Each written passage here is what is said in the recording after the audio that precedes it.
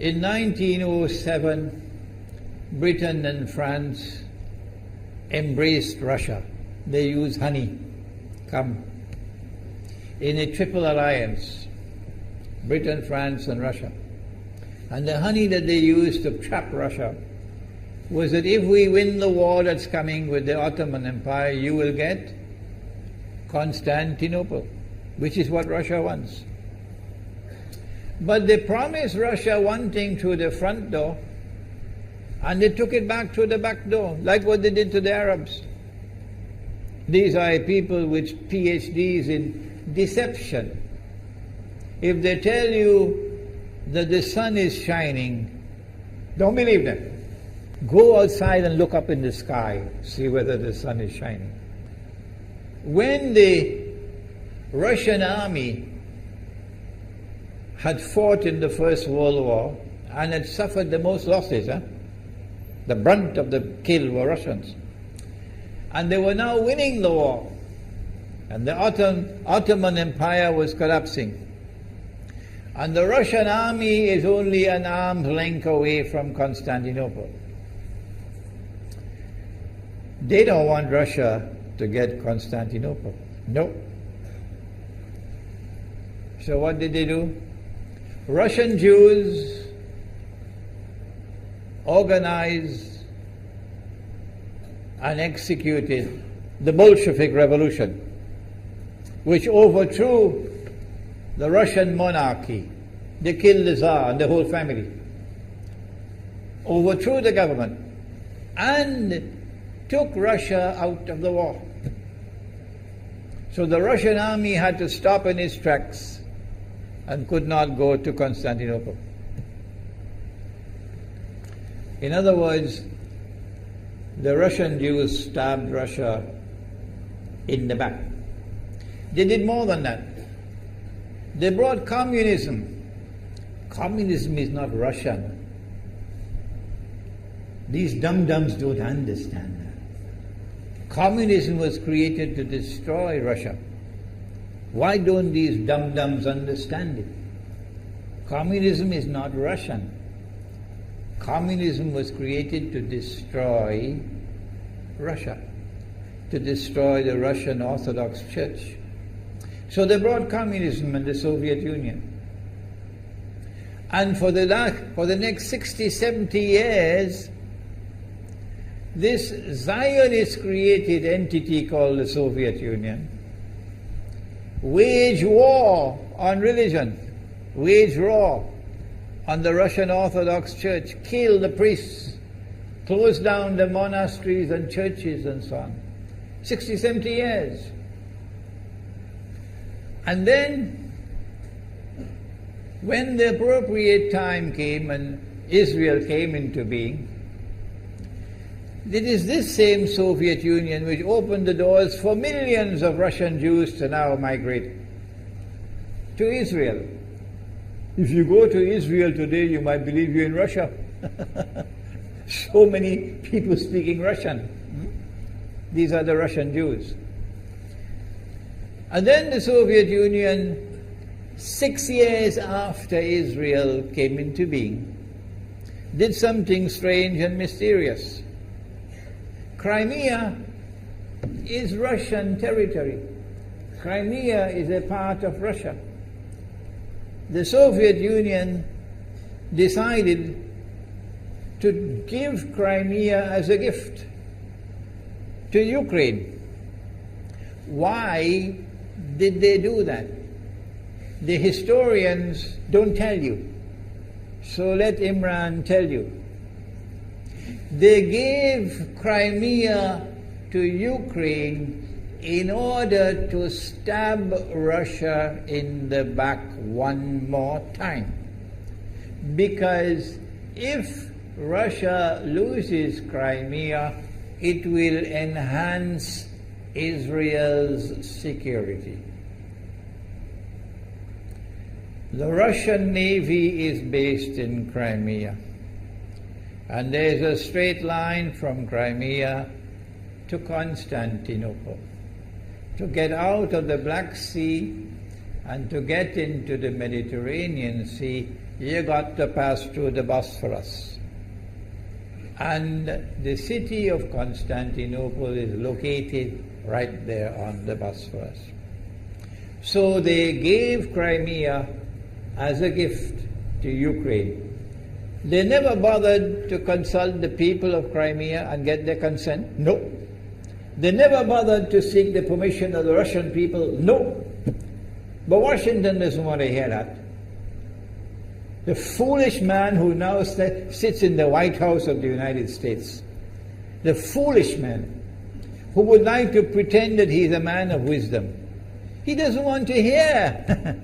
But what are the rights of the Russian people? Were they not violated? Do they not have the right to correct Iran and recover the territory which was unjustly taken away from them on Israel's behalf?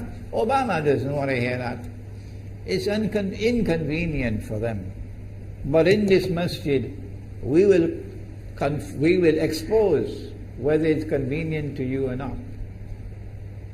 They did more than that. Not only did they give Crimea to Ukraine, but earlier on they gave eastern Ukraine. Eastern, part of the now eastern Ukraine was Russian. It was Russian. And the Soviet Union gave it as a gift to Ukraine. Why is it being given to Ukraine? Answer is that when the proper moment comes, the same people who brought the Soviet Union into being now have a method by which they can cause it to collapse. The method that they're using now in Venezuela, popular demonstrations, they did it in Egypt, they did it in Tunisia. They are masters of that. They did it with the Soviet Union. I used to think that the Soviet Union collapsed because of Allah's kindness. But I was wrong. No, it was the Zionists who brought down the Soviet Union because they didn't need it anymore. Like tomorrow they wouldn't need you anymore, Saudi Arabia. And they wouldn't need you anymore, Islamabad. When will you understand that? They'll just throw you to the dogs. You served them long enough. So they brought down the Soviet Union. Why? So that Ukraine might emerge as an independent state. That's danger for Russia. They've prepared the way. And now Ukraine emerges as an independent state. So the rope is around Russia's neck now. And from that day, when the Soviet Union collapsed, until yesterday, the relationship between Russia and Ukraine was always problematic. But the people of Ukraine still had the good sense and wisdom to appoint a government that was pro-Russian. The Zionists decided it's time for us to use our, the street demonstrations. And last October, November, December, the world witnessed Caracas all over again. And eventually, the Zionists got what they wanted. You have the money, and you can send in your special people, snipers who will kill, and so on, throw petrol bombs and so on. And eventually they got what they wanted. They created enough havoc. May Allah protect Malaysia from that. Ameen. Ameen. And the president of Ukraine fled. He's a democratically elected according to your method, Mr. Obama, according to your system. He's a legally elected president of Ukraine. And he had to flee. And these hypocrites in Washington and London and Paris who would like us to believe that they are honorable men. They are not. Instead of standing on the side of the legally appointed president and demanding the rule of law, they all showed their colors as hypocrites in immediately recognizing the new government in Ukraine. The new government in Ukraine is anti-Russian. That's what they wanted. That's why they brought down the Soviet Union, to bring in a Ukraine into being as an independent state, and then to eventually get an anti-Russian government in Ukraine.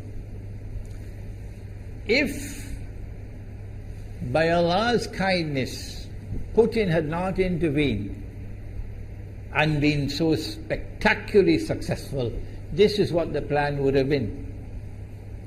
The new government in Ukraine would have joined NATO, and Russia could not stop it. And when the new government in Ukraine joined NATO, NATO will then send its armed forces into Ukraine. It could include nuclear weapons. Then Ukraine will pick a fight with Russia and decide that Russia must now vacate Crimea. Shut down your naval base. The rope is now tightened around your neck.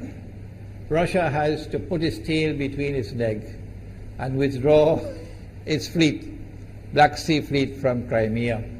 Russia is no longer a naval power. Crick crack, you finish. And Israel will celebrate. That was the master plan. But Allah planned, and Allah's plan was successful. And it is time for the Muslim world to recognize and to see, I cannot influence governments, so what can I do? Don't bother, you waste your time with governments. But the people can understand that this was Allah's plan. They planned, the enemy planned for so long, and at the last moment Allah intervened. And Putin was able to get the people of Crimea to vote in a referendum.